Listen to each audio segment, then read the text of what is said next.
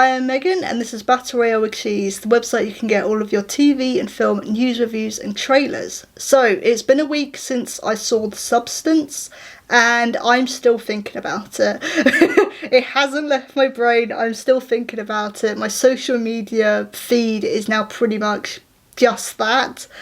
And I thought that I would do a separate spoiler video on it. There are also a few things that I forgot to mention in my review video from last week that I want to bring up as well.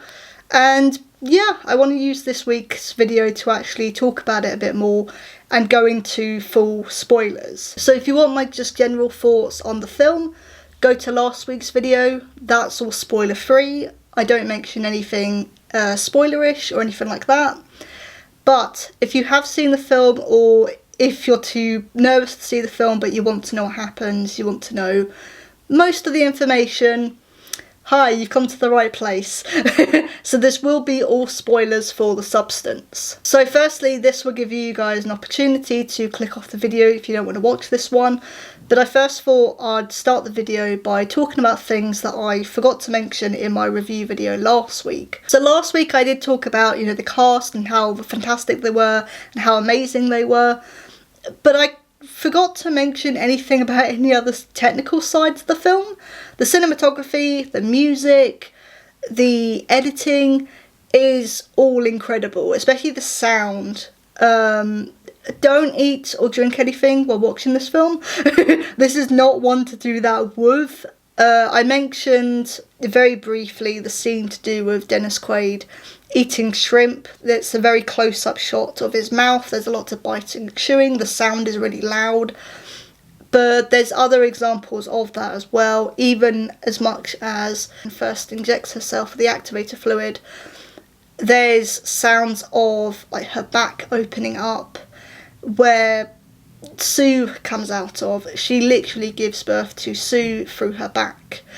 And it's disgusting, it's grotesque, but the sounds as well as the close-up visuals of her back ripping open is what is amazing about this film, is what is really squeamish. Like, I'm a huge Saw fan. I've watched all the Saw films and can pretty much watch them while eating or have them as background noise. But even with this one, I was like blocking my ears or like, covering my eyes or watching through my fingers. The third act especially, I was watching through my fingers. Like, this is a very squeamish, squelchy film. But it really, really works. Like, the effects are incredible. A lot of the medical scenes of the needles going into the skin, of the stitching, I was sort of watching through my fingers. But it was very, very effective and very well done. And yeah, if you are squeamish, just be warned. It's a very squelchy film in terms of the sound design, but it's incredible. And then the actual soundtrack itself, I've actually just bought the soundtrack because it's incredible. Get yourself to a cinema that has really good bassy speakers, because a lot of this music is very sort of dance music, very electro, and maybe I'm biased because that's the type of music I listen to, but I loved it. It was incredible. But it was also very reflective of Sue's new appearance, of her personality now, her energy. And yeah, it's incredible. It's probably going to be one of my favourite film soundtracks. The other thing I sort of talked about as well was this film is very much commenting on Hollywood's obsession with beauty, on unfair and impossible beauty standards. However, as I sort of thought about it after filming last week's video, and actually I slept on it, I also realised that it's also a reflection on self-hatred, on self-confidence issues. As each week is going on and they're switching over, they don't become the same person, and a lot of the rules and a lot of what the company is telling Charlotte, like, you are not she, there is no her, there is only you. This is hammered home a lot. But as the film goes on and the weeks go on, Sue's becoming more successful, so becoming more confident in herself, whereas Charlotte is resenting her, essentially, because they both had the same issues. Again, they're the same person, they both had the same issues, they both had the same self-confidence issues. Sue ends up resenting her, hating her. She calls her fat and ugly at one point, and Charlotte becomes more depressed as the switch keeps happening. But the other thing as well, there's another layer to it, where in the first week after the switch happens, Sue immediately decides, okay, well, there's a casting call for the next Charlotte Sparkle for a TV show. And she immediately goes and gets her old job back. And I have seen reviews of people questioning why that was. Like, couldn't she just get any other modelling job or acting job? And I think that comes into the self-confidence issue territory as well, where she can't let go of the people that she's worked for so long. She can't let go of wanting the producers, wanting Dennis Quaid's approval, and she can't let go of that. Like, she can't not do that. And it's a very, I found it very, very interesting the more I thought about this film, actually. It's very interesting commentary on wanting someone's approval, even if you think you're really confident in how you look. Like, Charlotte couldn't help. Charlotte and Sue, again, same person. They can't help but go back to what they know, go back to what they're comfortable with, even if the producer is really, really slimy and awful and very sort of two-faced. She can't help but go back to that. I think also the casting of Demi Moore was actually quite clever. I've seen a few sort of review videos by this point, and a lot of people were saying, oh yeah, Demi Moore, like, I haven't seen her like 20 years, or when was the last thing what was the last thing I watched her in? And I talked about this scene in the last week's video where there were people walking across Charlotte Sparkle's Hollywood Star, and at one point someone says, oh yeah, Charlotte Sparkle, like, she was in that film or something, wasn't she? So I think the casting of Demi Moore was quite clever and probably quite therapeutic for her, in terms of she's an actress that starred in something like quite a few films, quite a few big films, over a decade ago or 2 decades ago, and now people are once again surprised of like, oh yeah, I remember her in this and this and this. So I do think it was a very interesting casting choice. And yeah, I think this is one of her best performances. This was incredible. And it was also an interesting role for her in terms of her being in this quite grotesque body horror film. I feel like it was something very different for her. So let's start going into the problems. Because, as long as you stick to that 7-day rule, 7 days you switch back to your old self, 7 days switch back to the new self. As long as you stick to those rules, fine, nothing will go wrong. But this is a horror film and rules are made to be broken. So, there's a bit in the second act where Sue ends up going to a party, she ends up going out with people and brings a guy home. And part of the process is that once Charlotte switches into Sue, she has to use something called a stabiliser that makes sure that she essentially doesn't fall apart and doesn't bleed out, essentially. But the stabiliser fluid is from Charlotte's own back, so Sue is literally taking away parts of herself to make her young self survive, essentially. And she goes out one night, comes back, and realises that actually the food that she's giving Charlotte has run out a while ago. And Charlotte is struggling, and the switch needs to happen because she's already left it a few more hours than she should have done.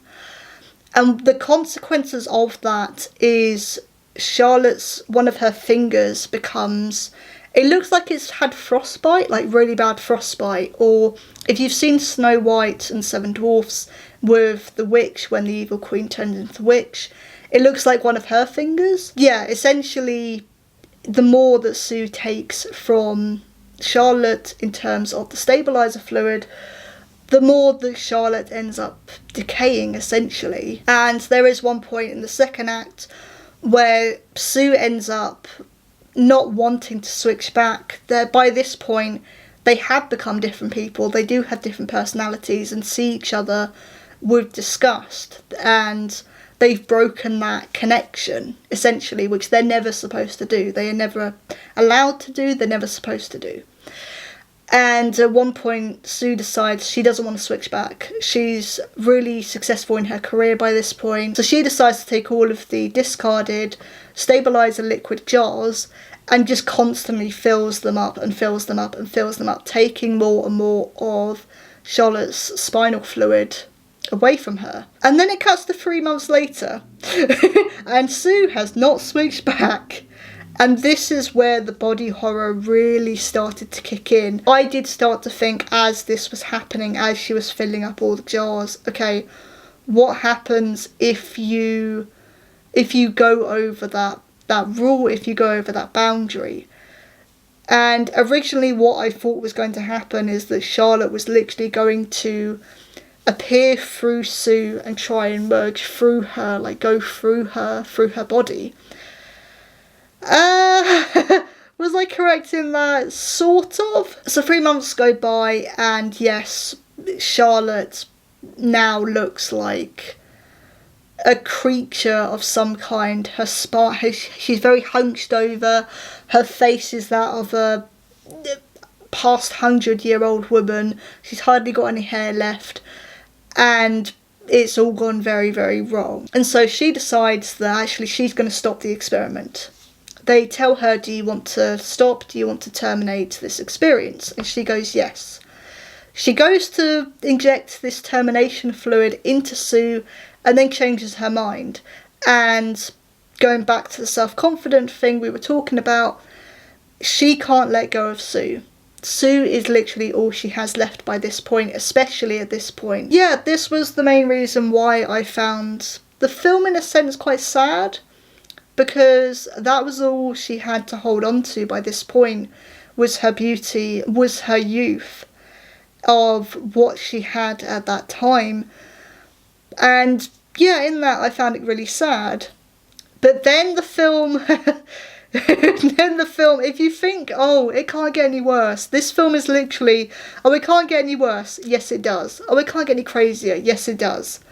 Because Charlotte ends up changing her mind, and actually halfway through she's injected half of the termination fluid into Sue and changes her mind and quickly resuscitates her through the switch, which is the switch of blood to switch back into the other body. And Charlotte doesn't switch into Sue. Charlotte and Sue are both awake at the same time.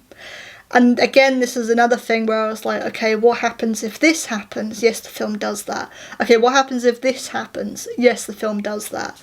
And there was a certain point where I was like, okay, what if they're both awake in the same room? And it results in this amazing, incredible fight scene where Sue ultimately kills Charlotte. But she's killed her connection. She's killed that connection to switch back over. And she doesn't realise at first until she goes to the TV studio for New Year's Eve, where the New Year's Eve event is going to be held.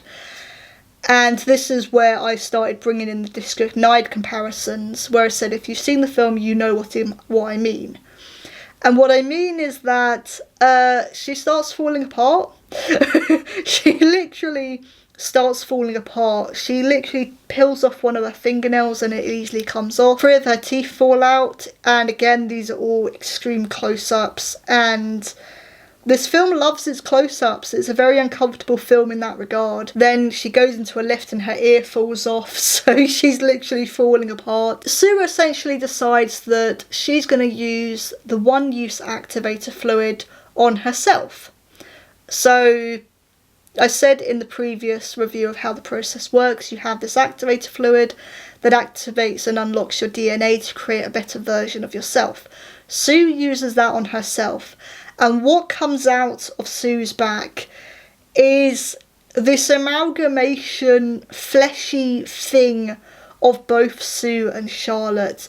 And this was where I really was looking through my fingers, because you have an eye on her shoulder. Sue's back is essentially just Demi Moore's face, just constantly looking as if it's screaming. I'm really thinking of how to describe this. And yeah, it is difficult to describe and imagine without seeing this film. Ooh. The prosthetics and the visual effects were incredible, and this is really where the film will either lose you at this point or it won't. And I feel like that moment where she injected the activator fluid and that we see the result, and then she goes back to the gala as this big fleshy monster, that's really where it's either going to lose people or you're going to be more into this because of the body horror and the craziness of this. Like, it really goes into absurdity. You know, she throws up a boob from her eye socket on stage. Like, that's the level of craziness we're dealing with. And then at that point it kind of becomes a bit of a bloodbath. The audience obviously react in horror and terror, and it does go into slight campiness where they start going, oh, monster, kill her, she's a freak. And it definitely went into slight campiness. I think it still worked for me, but it's definitely gonna, be very divisive. Someone does take her head off, but because she still has this activator fluid going through her, her head starts regenerating through her neck. She keeps like regrowing parts of essentially just body parts. So she escapes and actually trips over part of a pavement and just splatters onto the ground and just becomes a mess of guts and blood and squishy parts. And it ends with Charlotte Sparkle's face that's covered in guts crawling over to her Hollywood star that we saw at the beginning of the film and disintegrating into the star. Very much like Death Becomes Her, actually. So, yeah. I thought this was great. I think it's amazing. It is very quickly probably going to become one of my favourite horror films. Am I mentally prepared to watch it again just yet? No, not really. But I definitely want to go see it in the cinema again at some point. I really regret not watching it at Fright Fest because I think that would have been really fun and a really fun experience. And yeah, this is definitely something special and something I haven't seen before. But definitely pulls from a lot of inspirations in different films. There are some people who said Reanimator because the activator fluid is like a glowy green colour, similar to in the Reanimator. I said District 9 because of the fingernail pulling and the teeth pulling and stuff at the end. The Thing, very much so because of the amalgamation that we see at the end. Weirdly enough, I also thought of Tusk, the Kevin Smith film. So there's also echoes of that as well. But yeah, this is amazing. I absolutely adore this film, and I wanted to, decided to use this video instead to actually fully talk about this without worrying about, okay, am I spoiling things for people? I just thought, let's just do a full spoiler video, just talking about everything that happens, as well as things that I forgot to mention in the last week's video. So the commentary, the other technical aspects of the film that I completely missed. And the more I thought about this film, the more I slept on it, the more I actually realised I had more to say about it. So yeah, if you haven't seen The Substance yet, please go and see it. Do be warned though, it's not a film to eat during. I really would not recommend eating or drinking during this film. Seriously, I don't recommend it, to be honest. I'm glad I didn't eat anything during it. The guy next to me did and very quickly looked quite ill. But I really, really recommend this film. I think it's definitely going to become a horror classic. And if not, then why? It really should do. It really deserves that title. But I was Megan. This is Battle Royale Cheese. See you soon.